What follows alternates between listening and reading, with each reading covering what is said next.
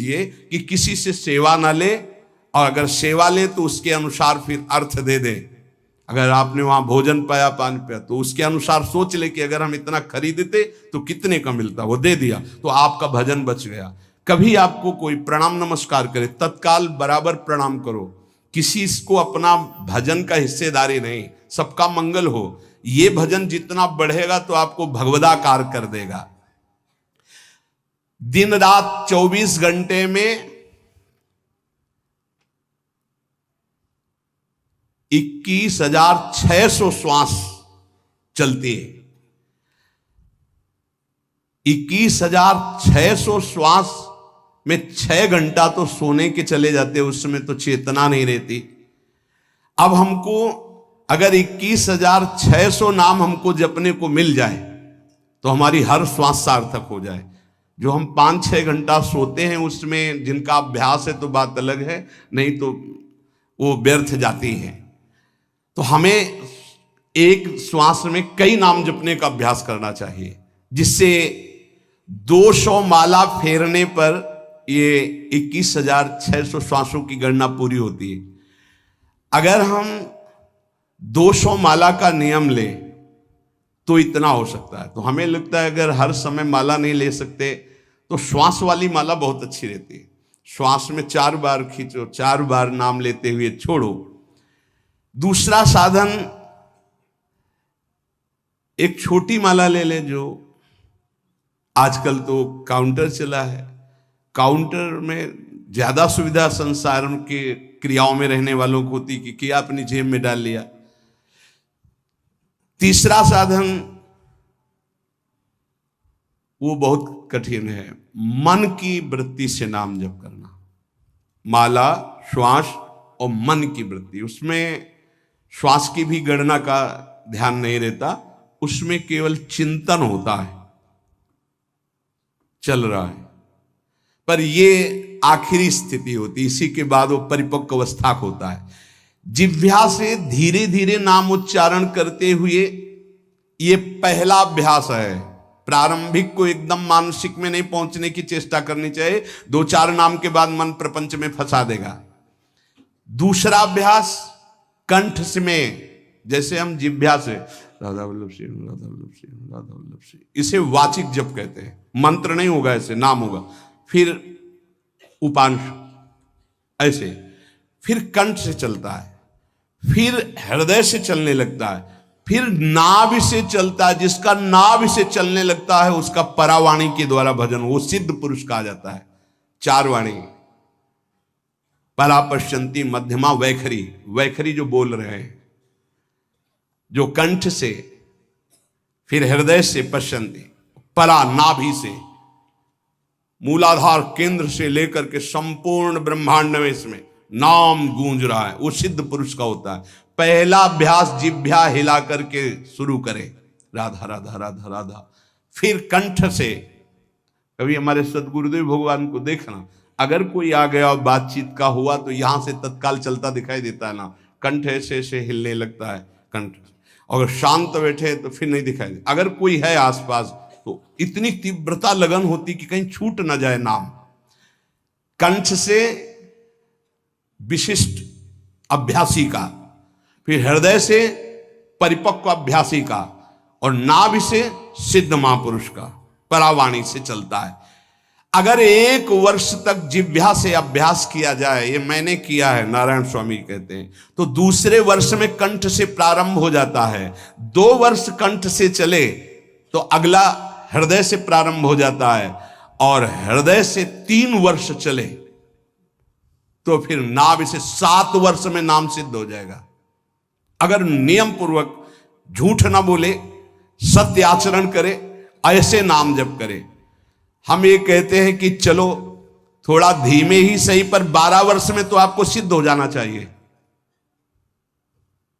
12 वर्ष, यहां बोले 30 वर्ष के, 50 वर्ष हो गए साधन करते हो, ज्यों कहते हो कोई परिवर्तन नहीं। इसका मतलब अंदर से नाम नहीं चलाया जा रहा, नाम में रुचि नहीं। 12 वर्ष में तो भगवत साक्षात्कार करके जागृत स्वप्न सुषुप्ति अवस्था पर विजय प्राप्त कर लेता है साधक।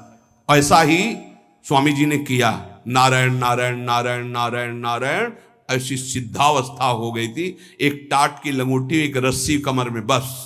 बड़े ही उच्च कोट और बहुत बड़े अरब खरबपति घर के बालक थे। सारी सिद्धियां उसके पैरों में लौटने लगती हैं, जिसका नाभि से भजन प्रारंभ हो जाता है, परावाणी से। अजपा जाप उसे ही कहते हैं जो नाभि से होता है। अजपा जाप करने वाले उपासक में जो अजपा जाप करने की चाह रखते हैं, पहला भोजन पर ध्यान दे, सात्विक भोजन, पवित्र भोजन। भाई नाम का स्वाद नहीं मिला तो कुछ लोग जो है बहुत प्रसन्न होते हैं जब सांसारिक पदार्थ आता है।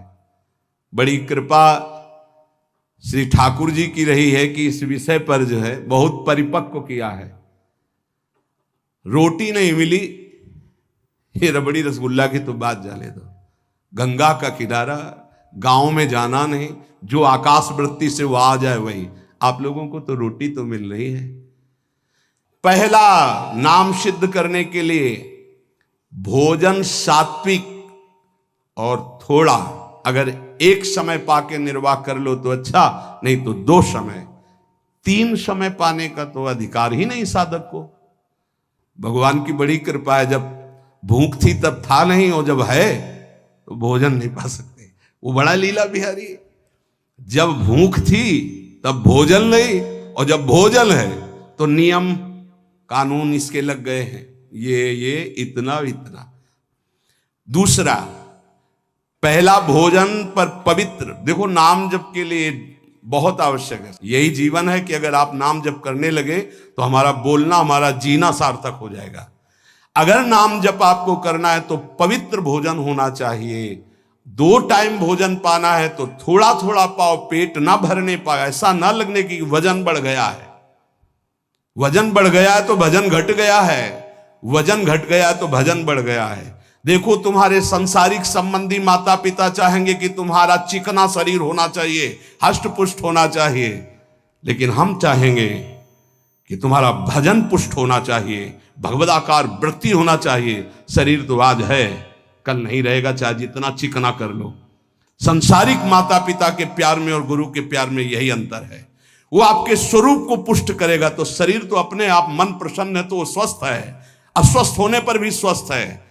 अगर शरीर स्वस्थ है और काम वासना है, नाना प्रकार की चिंताएं, ये थोड़ी माता पिता दूर कर पाएंगे। वो तो तपस्या और साधना से ही दूर होती है, ध्यान रख लीजिए। अधिक भोजन पाना, शरीर को बहुत पुष्ट बलवान कर लेना, तो हर इंद्रियों को भोग देना पड़ेगा आपको। वो कोई तपस्वी होता है, जो तपस्वी होता है वो संयमी होता है, जो संयमी होता है उसके चर्बी नहीं होती, ध्यान रखना। युक्ताहार विहार से, प्राण पोषण के लिए केवल शरीर में अन्न जाए तब नाम में प्रीति होगी। खाते खाते अनेकों जन्म व्यतीत हो गए, वर्षों व्यतीत हो गए, अरे अब तो भजन कर लो, कहां तक खाओगे? ये नरक कुंड है, डाला विष्ठा बन गया। नींद, एक नियम बना लो कि इतना ही सोना है।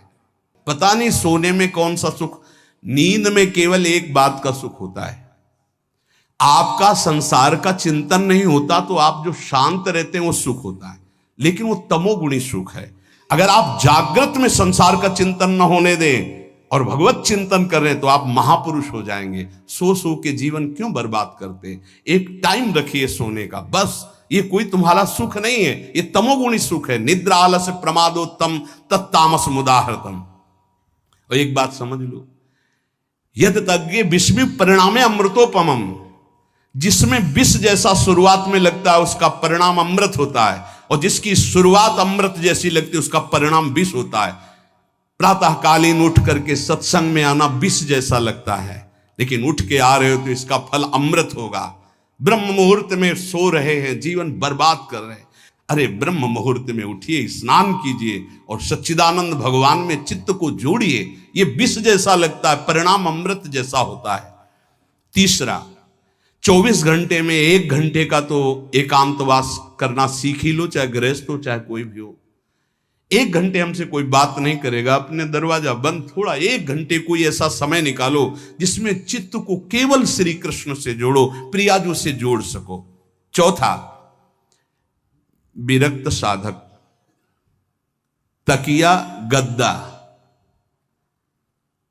ये सब चीजें अगर लगा के सोओगे तो नाम जप नहीं होगा। देखो, हितधाम में कुशासन और एक ईंट कुशासन के नीचे, सर्दी में ओढ़ने के जो हमारे कंबल थे वो आटे का बोरा बलराम जी ला के दे थे। जीवन को यदि आप कसौटी पे नहीं कसेंगे तो भजन नहीं होने वाला। अब तो शरीर रोग से ग्रसित है, आप चाहे जहां रखो चाहे जैसे रखो, प्रिया जो जाने। जब तक हमें भगवदाकार वृत्ति ना हो जाए तब तक विषयों को स्वीकार नहीं। ऐसे हैं साधक, बड़ा सुख मिलता है। एक ऐसे पड़ा हुआ है आसन, उनके कमरे में जाके देखिए, केवल आसन ही है। कितने ऐसे साधक राधा के कुंज में रहते जिनकी चटाई केवल है, न तकिया है, न गद्दा है, न कोई। उसी चटाई को ऐसे खड़ा कर दिया, बिछा लिया, बस उसी में पड़े, भोजन मिला पा लिया, ऐसे रह रहे हैं।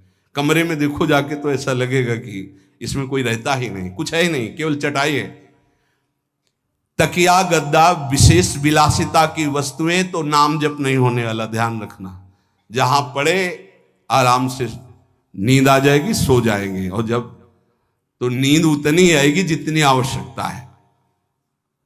भजन का खजाना तिजोरी में रखें, कभी किसी से बताएं नहीं कि आपका भजन कितने माला कितना होता है। पूज्य नारायण स्वामी जी कह रहे हैं, भजन को खजाने में रखने का मतलब है लूटने वाले डाकू माया भेजती है, काम क्रोध लोभ मोह मद मत्सर आदि, और प्रिय गृहस्थ भगत आदि। कैसे प्रिय गृहस्थ? स्वामी जी अब ये सब आप ही कहा है, बहुत बीमार है, आप देखना। ठीक है, दूसरे की दुख निवृत्ति करना संत का स्वभाव होता है, पर हम जिस मार्ग के पथिक हैं, हमारा कर्तव्य है, हमारे पास हमारे प्रभु के सिवा कोई नहीं, हमारा जो कुछ है वो प्रभु हैं। ए भैया, जैसा श्री जी चाहेंगे वही सब मंगल करेंगे, ये शब्द होना चाहिए, उससे उसका भी मंगल होगा, आपकी भक्ति पुष्ट होगी। कभी भी जो गृहस्थ में भजन करता है, किसी भी तरह का किसी से भी कोई प्रतिग्रह ना ले, नहीं ले लो, ये लो ही बढ़िया है, रख लो, नहीं महाराज हमारा ये मार्किन का गमछा ही काफी है हमारे लिए, नहीं नहीं नहीं, ये प्रसाद पाल, हाँ इतना किनका दे दीजिए, भगवत प्रसाद है, ये हमारे लिए पर्याप्त। गृहस्थी में अगर आप भजन करते हैं तो अपने भजन को बचाने के लिए किसी से भी दान पुण्य, किसी का भी बट रहा है वो स्वीकार न करें, किसी से प्रणाम नमस्कार, किसी से अपनी सुविधा सेवा स्वीकार न करें। और जो विरक्त है उसको ध्यान रखना चाहिए कि हमारा जीवन केवल जगत मंगल के लिए विश्वेश्वर भगवान को समर्पित जीवन है। ना हम किसी को शाप दे सकते हैं, ना किसी को वरदान दे सकते हैं। सेवक स्वामी की इच्छा को देखता है, ऐसा ऐसा, हाँ प्रियाजू की जैसी इच्छा होगी वैसा नहीं, आप ऐसा नहीं, प्रियाजू का बस जबान से कभी ना किसी के प्रति शाप का, और ना हरिराम व्यास जी ने कहा है कि शाप और वरदान हमारे स्वामी की, तो हमें हर बार में यही बोलना है, जैसी प्रियाजू की इच्छा, जैसी श्यामाजू की इच्छा। नहीं आप कुछ कह दीजिए तो राधा राधा राधा, नहीं कैसे मंगल होगा, आशीर्वाद दीजिए राधा राधा राधा, बहुत संभाल के। महात्माओं को इस बात में सावधान रखना चाहिए कि ये माया ममता का रूप धारण करके तुम्हारी तिजोरी को खाली कर देगी। खजाना लूटने के लिए माया बहुत अनुभवी महापुरुष है, सेवक के रूप में आती है।